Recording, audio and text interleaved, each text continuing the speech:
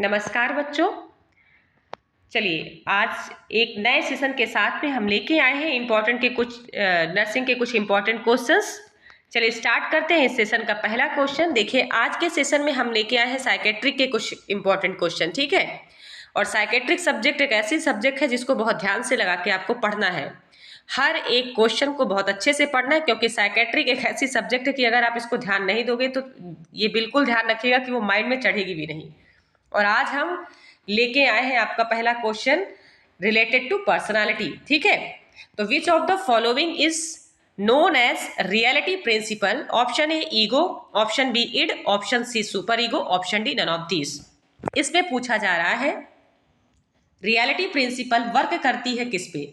Ego पे, ईड पे, super ego, या किसको बोलते हैं रियलिटी प्रिंसिपल? सबसे पहले ध्यान दीजिएगा कि ईगो क्या होता है आपका, इड क्या होता है आपका। तो ये सबसे पहले किसने दिया था, ये टर्म किसने बताया है? तो ध्यान रखिएगा इस टर्म को बताया है सिगमंड फ्रॉयड ने। किसने बताया है? Sigmund Freud. और ये कौन है ये भी ध्यान रखिएगा, तो ये है फादर ऑफ साइकोलॉजी। कौन है? सॉरी साइकोलॉजी नहीं, father of psychiatry. Father of psychiatry, psychiatric के फादर है क्या? कौन? सिगमंड फ्रॉयड है। इन्होंने दिया है स्ट्रक्चर ऑफ पर्सनालिटी को। किसको दिया है? ये क्या है? ये तीनों चीजें क्या है आपकी? Structure of personality, structure of personality. यहां पे हम बात करेंगे सबसे पहले जो इड होता है, सुपर ईगो होता है, ये क्या होता है आपको मैं एक स्ट्रक्चर के माध्यम से समझाने की कोशिश करूंगी। ये मान लीजिए कि आपके पर्सनालिटी का स्ट्रक्चर्स हो गया। यहाँ पे बात करें सबसे अंदर होता है इड, ये हो गया ईगो, ठीक है, ये ईगो हो गया। और ये हो गया सुपर ईगो, इसको हम क्या बोलेंगे? Super ego. ये दो चीजें हैं, तीन चीजें हैं, ध्यान रखिएगा। जो इड होता है आपका, ये होता है प्लेजर प्रिंसिपल पर वर्क करता है। किस पर करता है आपका? प्लेजर प्रिंसिपल पर।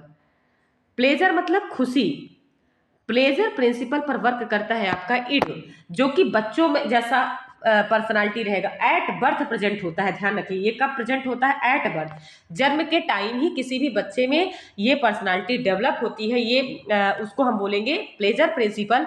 फॉर एग्जाम्पल मैं आपको बताती हूँ कि जैसे मान लीजिए कि जब बच्चे मार्केट जाते हैं, छोटे बच्चे जब मार्केट जाते हैं, आपने देखा होगा पेरेंट्स के साथ में जाते हैं और वो बोलते हैं कि मुझे ये टॉयज चाहिए, और वो टॉयज अगर उनको नहीं मिलता है तो वहाँ पे क्या करते हैं? वो जिद करते हैं। और इड की भावना अगर आती है तो मतलब वो कैसी पर्सनालिटी कहलाएगी? इड पर्सनालिटी कहलाएगी। प्लेजर प्रिंसिपल क्यों कहलाता है? कि जब तक बच्चे उसको अचीव नहीं कर लेते हैं तब तक उसमें क्या करते हैं? उनकी अपनी खुशी के लिए उसको क्या करते हैं? अचीव करने की कोशिश करते हैं। तो वो ज्यादातर ये भावनाएं किसमें रहती हैं? चिल्ड्रंस में रहती है। ध्यान रखें किसमें रहेगी? चिल्ड्रंस में। वहीं पे हम बात करें ईगो, ईगो जो होता है, ईगो होता है आपका रियलिटी प्रिंसिपल पर। इसका करेक्ट ऑप्शन होगा ऑप्शन ए। इस क्वेश्चन के जो पॉइंट दिया हुआ है रियलिटी प्रिंसिपल मतलब होता है ट्रुथ प्रिंसिपल। ट्रुथ यानी होता है सच्चाई, मतलब सच्चाई के साथ में ऐसे सिद्धांत पर कोई भी पर्सन अगर वर्क करता है कि रियलिटी प्रिंसिपल पर वर्क करेगा, जो चीजें सही है उस पर वर्क करता है, वो क्या कहलाता है? ईगो कहलाता है। सुपर ईगो में दो चीजें होती है। कभी कभी देखिए ईगो क्या होता है, ईगो आपका जो ईगो होता है, ईगो इड और सुपर ईगो के बीच का पर्सनालिटी डेवलपमेंट हो गया। कैसे?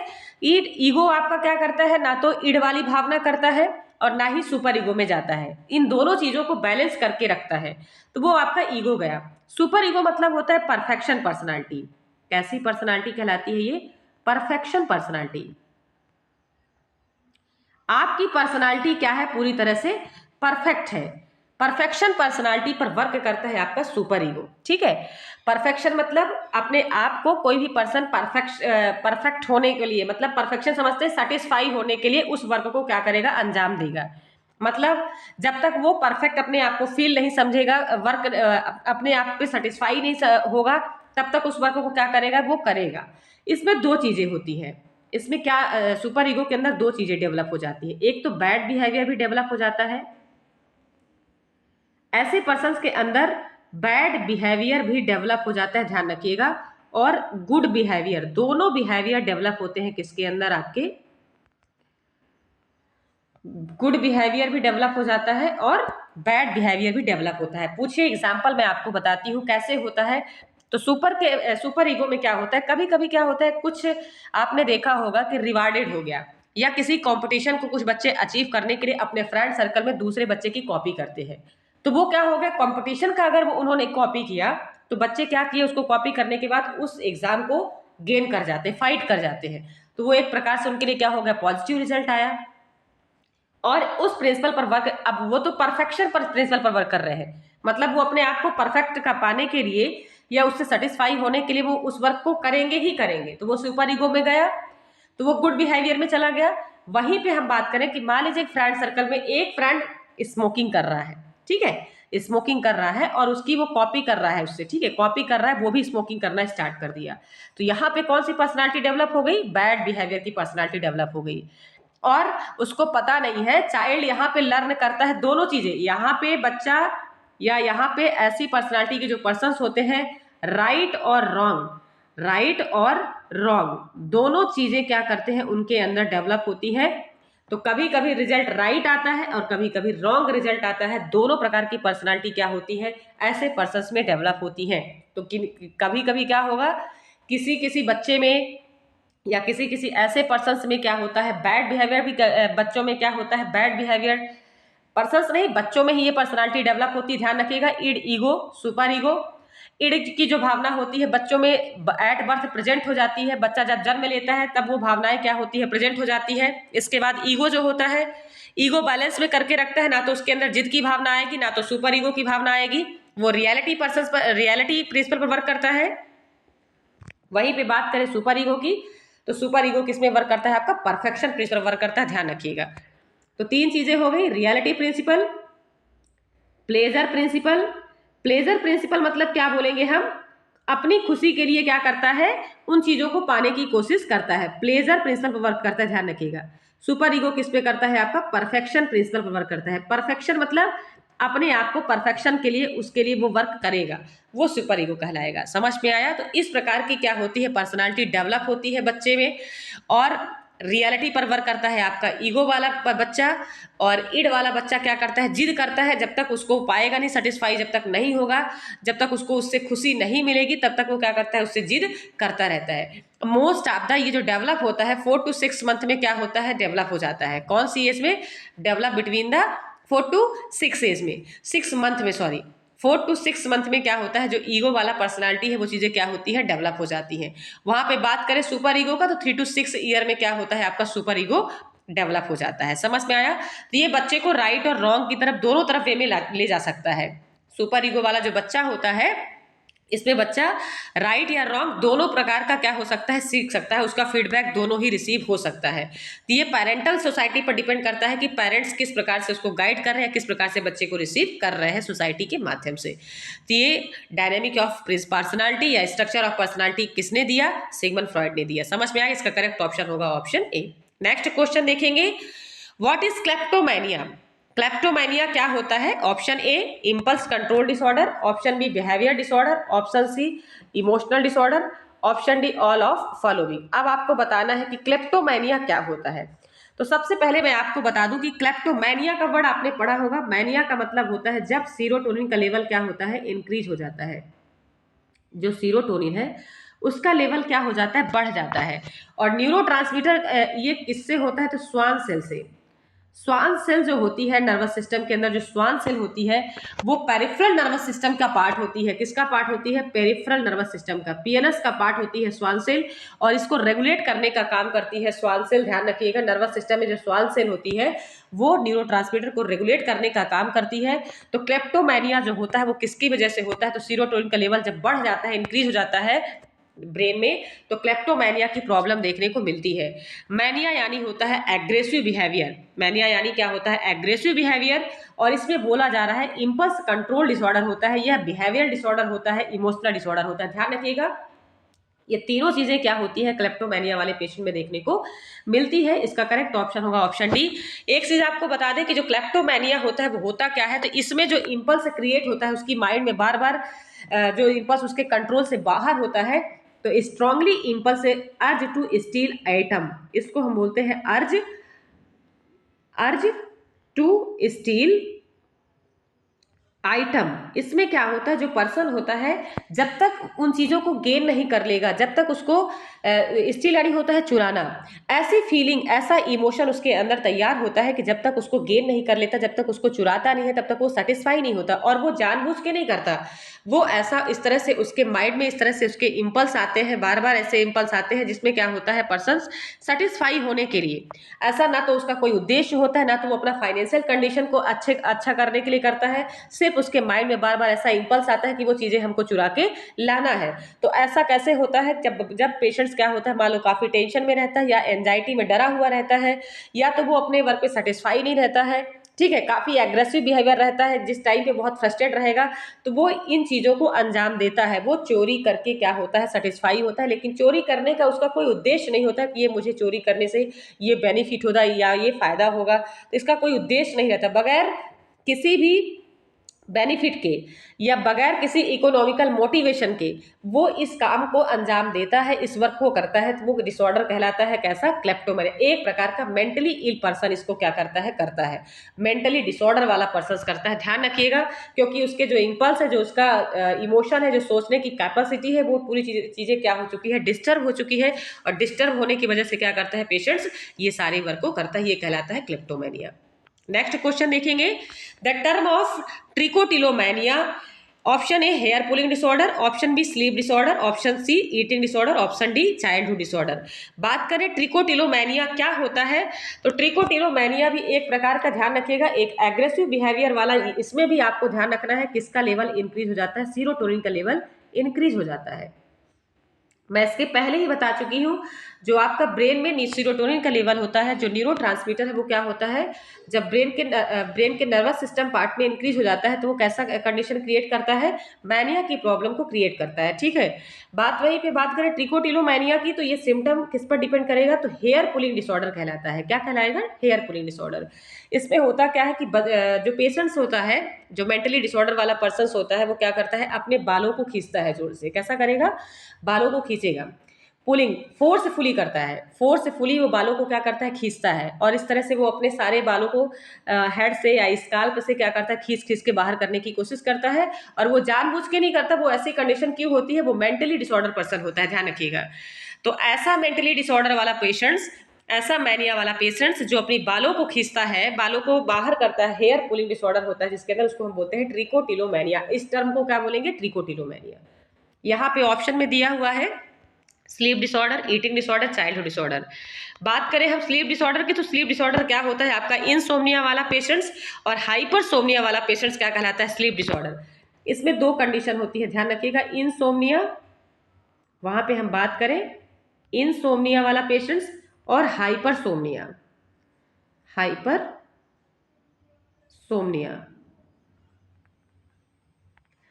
इनसोम्निया वाला पेशेंट्स क्या कहलाता है, ध्यान रखिएगा, इनसोम्निया वाला पेशेंट्स वो होता है जिसमें क्या होता है, पेशेंट्स को नींद कम आती है, ऐसे पर्सन्स को नींद कम आती है, स्लीपिंग डिसऑर्डर वाला जो पेशेंट्स होता है। और हाइपरसोम्निया मतलब ऐसा पेशेंट्स जो क्या करता है, दिन में भी सोता है, डे में भी सोता है, वो पेशेंट क्या किस में जाता है, आपका हाइपरसोम्निया में जाता है।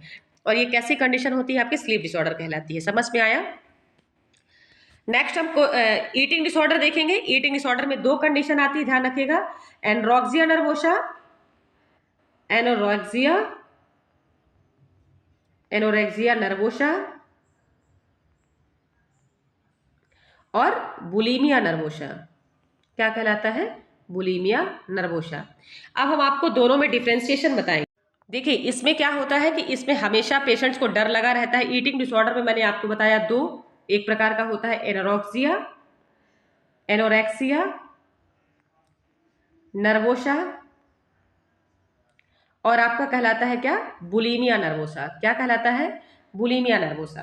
अब दोनों में डिफरेंशिएशन क्या है, ध्यान रखिएगा। एनोरेक्सिया नर्वोसा क्या होता है, इसमें जो पर्सन होता है करता क्या है, ईटिंग डिसऑर्डर होता है। बुलीमिया में क्या होता है, पेशेंट खाता जाता है, लेकिन वो क्या सोचता है, मेरा वेट बढ़ रहा है। बुलीमिया में वो खाना छोड़ता नहीं है और वेट उसका बढ़ता जाता है, तो वो फिर वॉमिटिंग करने की कोशिश करता है। ये किस में करता है, बुलीमिया में। ठीक है, वेट उसका बढ़ता जाता है और वो खाना को छोड़ता नहीं है, खाना खाता जाता है कंटिन्यूएशन में। और एनोरेक्सिया में, दोनों में डिफरेंसेस समझिएगा, बुलीमिया नर्वोसा और एनोरेक्सिया। इसमें क्या करता है, पेशेंट्स का वेट बढ़ता है, लेकिन इसमें क्या करता है, खाना छोड़ देता है। इसमें पेशेंट क्या करता है, खाना छोड़ देता है, ठीक है, खाना छोड़ देता है। लेकिन इसमें क्या करता है, पेशेंट खाना छोड़ता नहीं है, खाना खाता है। इसमें क्या करता है, खाना खाता है। अब वेट दोनों में बढ़ा होता है, वजन जो होता है पेशेंट्स का एनरोक्सिया नर्वोसा में भी बढ़ा होता है और बुलिमिया नर्वोसा में भी। लेकिन इसमें खाना क्या करता है, पेशेंट खाता जाता है और वोमिटिंग करता है जाके। बुलिमिया नर्वोसा में वोमिटिंग, उल्टी करने की कोशिश करेगा, और एनरोक्सिया नर्वोसा में क्या होता है, खाना छोड़ देता है और वो क्या होता है, डिप्रेस हो जाता है, सोचता है कि मेरा वेट क्या हो रहा है, गेन हो रहा है, तो वो खाना ही क्या कर देगा, छोड़ देगा। बात वहीं पे करें हम चाइल्ड डिसऑर्डर की, तो चाइल्ड डिसऑर्डर जैसे फॉर एग्जांपल आपको बताएं हम, ऑटिज्म हो गया, ऑटिज्म, ठीक है, ऑटिज्म हो गया, पाइका हो गया। पाइका मतलब जो बच्चे क्या करते हैं आपके मिट्टी खाते हैं, चौक खाते हैं, ऐसा जो डिसऑर्डर देखने को मिलता है किसमें दिखता है, चाइल्डहुड डिसऑर्डर में देखने को मिलता है। मतलब बच्चों के अंदर जो डिसऑर्डर होता है उसको हम बोलते हैं चाइल्डहुड डिसऑर्डर। समझ में आया? तो नेक्स्ट क्वेश्चन देखेंगे, इसका करेक्ट ऑप्शन होगा ऑप्शन ए। आपका कौन सा डिसऑर्डर है वो, क्वेश्चन क्या पूछा गया था, ध्यान रखिएगा। आपका क्वेश्चन है ट्रिकोटिलोमैनिया, तो ट्रिकोटिलोमैनिया को बोलते हैं हेयर पुलिंग डिसऑर्डर। इसका करेक्ट ऑप्शन होगा ऑप्शन ए। नेक्स्ट क्वेश्चन देखेंगे, in which defence mechanism anxiety is express through physical symptom. ये डिफेंस मैकेनिज्म का क्वेश्चन है, ध्यान रखिएगा। डिफेंस मैकेनिज्म होता क्या है, मैं आपको थोड़ा सा क्लियरली बता देती हूँ। डिफेंस मैकेनिज्म होता है ऐसी साइकोमोटर एक्टिविटी जब बॉडी क्या होती है, फेल हो जाती है, किस कंडीशन पे, कोई भी आंसर देने की कंडीशन पे फेल हो जाती है, तो बॉडी अपने आप को प्रोटेक्ट करने के लिए एक प्रकार का डिफेंस तैयार कर लेते हैं। डिफेंस यानी होता है सुरक्षा, सुरक्षा की ऐसी विधि तैयार कर लेना, वो क्या कहलाता है, आपका डिफेंस मैकेनिज्म। यहाँ पे क्वेश्चन में पूछा गया है कि ऐसा कौन सा डिफेंस मैकेनिज्म है कि जो कोई पर्सन एंजाइटी, कोई डरा हुआ है और वो अपनी एंजाइटी को फिजिकल सिम्टम के थ्रू कन्वर्ट कर लेता है। उस एंजाइटी को किसमें कन्वर्ट कर लेगा, फिजिकल सिम्टम में। उसमें कैसे सिम्टम देखने को मिलेंगे, फिजिकल सिम्टम। तो ऐसा कौन सा डिफेंस मैकेनिज्म, प्रोजेक्शन कहलाएगा कि रिग्रेशन कहलाएगा, कन्वर्जन कहलाएगा कि हाइपोकॉन्ड्रियासिस कहलाएगा। तो इसका करेक्ट ऑप्शन होगा ऑप्शन सी, कन्वर्जन। मैं आपको एक एग्जांपल समझाती हूँ कन्वर्जन डिसऑर्डर का। इसमें क्या होता है, आपने सबसे ज्यादा, मैं आपको देखूँ तो ये विलेज में देखने को ज्यादातर मिलता है। देखिए कैसा मिलेगा, एक अनएजुकेटेड फैमिली है, फॉर एग्जाम्पल मैं आपको बताती हूँ, कोई एक बहू है, ठीक है। अब अनएजुकेटेड फैमिली है, सास भी है, बहू भी है, दोनों भी है, ठीक है। अब उसको बार बार बोलते हैं तुमसे ये काम नहीं हो रहा है, नहीं हो रहा, नहीं हो रहा, घर के सारे मेंबर बोल रहे हैं नहीं हो रहा, नहीं हो रहा। वो पर्सन क्या होता है, धीरे धीरे क्या होता है, डिप्रेस हो जाता है, स्ट्रेस की वजह से डिप्रेस में जाएगा। और जब वो स्ट्रेस उसकी पीक पॉइंट में पहुंचता है, किसमें पहुंचता है, पीक पॉइंट में, पीक लेवल में पहुंचता है, और स्पेशली रूप से फीमेल में देखने को ज्यादातर मिलता है। ये किसमें देखने को मिलेगा, फीमेल्स में। तो ऐसा क्या होता है कि अपनी एंजाइटी को, अपने डर को वो फिजिकल सिम्टम में शो अप करना शुरू कर देती है। किसमें करेगी, फिजिकल सिम्टम में। बेहोश हो जाएगी, ठीक है, या तो वो बेहोश होगी, या तो वो किसी से बात नहीं करेगी, ठीक है, या तो उसको फीवर आएगा, या तो ऐसी कंडीशन उसको आना स्टार्ट हो जाएगा फिजिकल सिम्टम में। मतलब अपनी एंजाइटी को उसने किसमें शो कर दिया, फिजिकल सिम्टम में। अपने फिजिकल सिम्टम को वो इस तरह से कन्वर्ट कर लिया कि साइकोमोटर एक्टिविटी इस तरह से रिएक्शन कर ली कि मतलब उसका फिजिकल सिम्टम क्या हो चुका है, फेल हो चुका है। अब वो वर्क नहीं कर पाएगी, ठीक है। अब वो सोच रही है कि हम ऐसा वर्क अपने फिजिकल सिम्टम के थ्रू नहीं कर पाएंगे, तो साइकोलॉजिकली सिम्टम अपनी एंजाइटी को वो एक्सप्रेस कर रही है, अपने डर को क्या कर रही है, उसको एंजाइटी के रूप में एक्सप्रेस कर रही है। वो कहलाता है कन्वर्जन। कन्वर्जन मतलब कन्वर्ट कर लेना, कन्वर्ट कर लेना। फॉर एग्जाम्पल मैं आपको बताऊं तो ये कंडीशन, ये लेवल फीमेल में देखने को मिलती है, ध्यान रखिएगा। ये हिस्टीरिया वाले पेशेंट्स में देखने को मिलती है। हिस्टीरिया वाला जो पेशेंट्स होता है उसमें भी देखने को मिलता है कि वो पर्सन क्या होता है, जब उसको ऐसा लगता है कि मेरी कोई बातें नहीं सुन रहा है, ठीक है, और वो अपने इस तरह से मेंटल डिसऑर्डर उसके अंदर प्रेजेंट होता है कि उसका जो मेंटली प्रॉब्लम होता है वो किस में शो अप होता है, फिजिकल सिम्टम में शो अप होना स्टार्ट। जब उसकी बॉडी क्या होती है, उन चीज़ों से रिस्पॉन्स अगर प्रॉपर तरीके से नहीं दे रही है, तो वो एक प्रकार का डिफेंस मैकेनिज्म तैयार कर लेता है उनसे बचने के लिए। वो क्या कहलाता है, उसका कन्वर्जन डिसऑर्डर कहलाता है, ठीक है। यहाँ पे हम बात करें प्रोजेक्शन, तो प्रोजेक्शन क्या होता है, इसमें होता है ब्लेम करना। क्या कहलाता है, ब्लेम करना कहलाता है। ध्यान रखिएगा, प्रोजेक्शन का मीनिंग क्या कहलाएगा, ब्लेम करना। ब्लेमिंग वर्ड अगर कहीं पे भी आए समझ लेना, ब्लेम यानी होता है किसी के ऊपर आरोप लगाना, ब्लेम करना वर्ड होता है प्रोजेक्शन। जैसे मान लीजिए अगर जो काम हम नहीं कर सकते, फॉर एग्जांपल मैं आपको बताती हूँ कि आप जैसे आप किसी प्रोफेशन पे जाइए जहाँ पे बहुत सारे वर्कर वर्क कर रहे हैं, कोई सीनियर पर्सन है जूनियर पर्सन को समझा रहा है, गाइड कर रहा है, ठीक है। अब जूनियर पर्सन को गाइड तो कर रहा है, भले उसको वो वर्क नहीं आ रहा है, वो वर्क उसको नहीं आ रहा है, लेकिन दूसरे को क्या कर रहा है, वो ब्लेम कर रहा है कि तुमको ये वर्क क्यों नहीं आ रहा है, कैसे हो गया ऐसा, तुमने क्यों कर दिया। तो इस तरह से जो ब्लेमिंग वाली भावना आती है, जो ब्लेमिंग वाला जो डिफेंस मैकेनिज्म उसके माइंड में तैयार होता है, वो क्या कहलाता है, प्रोजेक्शन। अपने आप को सुरक्षित रखने के लिए दूसरे को ब्लेम करना, और वो काम उससे भी नहीं आता, मतलब वो काम मैं नहीं कर सकता, लेकिन फिर भी हम दूसरे को क्या कर रहे हैं, ब्लेम कर रहे हैं। ऐसा ब्लेमिंग वाली जो डिफेंस मैकेनिज्म तैयार होती है वो क्या कहलाती है, प्रोजेक्शन कहलाती है। ठीक है, नेक्स्ट इसमें देखेंगे हम रिग्रेशन। ऐसा पर्सन्स जिसके अंदर चाइल्ड बिहेवियर तैयार होता है, इसको हम बोलेंगे चाइल्ड बिहेवियर। क्या बोलेंगे, चाइल्ड बिहेवियर। ऐसा पर्सन जिसके अंदर चाइल्ड बिहेवियर वाली सिम्टम देखने को मिलते हैं। मैं इसमें बताऊं, जैसे कि 55 बचपन से बचपन की ओर जाना, बचपन से बचपन की ओर जाना, मतलब चाइल्डिश बिहेवियर वो दिखाता है पर्सन। फॉर एग्जाम्पल मैं आपको बताऊं, जैसे थंब सकिंग करना, अंगूठे का चूसना, बेड में यूरिन पास आउट कर देना, ये सब सारी कंडीशन किसमें देखने को मिलती है, आपकी रिग्रेशन डिफेंस मैकेनिज्म में देखने को मिलता है। और रिग्रेशन डिफेंस मैकेनिज्म जो होता है आपका बचपन से बचपन वाली जो हैबिट होती है, मोस्ट ऑफ द सीजोफ्रेनिया में देखने को मिलता है। किसमें देखने को मिलता है, सीजोफ्रेनिया वाले पेशेंट्स में देखने को मिलता है। समझ में आया, ठीक है।